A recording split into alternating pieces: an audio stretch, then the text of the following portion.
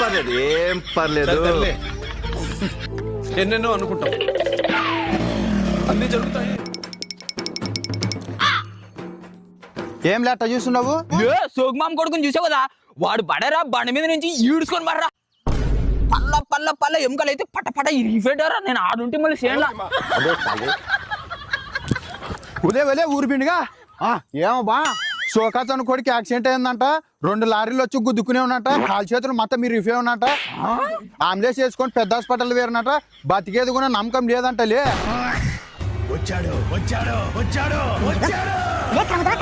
ఉలివాడు శోకాచన్ కొడుకు లేడా?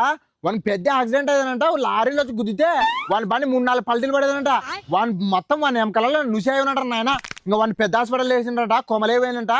ఇంకా వాళ్ళు మా చేత కాదు ప్రైవేట్ హాస్పిటల్కి వేసుకుపోండి అంటే వేసుకుపోయినంట. వాడు నాకు తెలిసి ఇంకా చచ్చిపోయారా.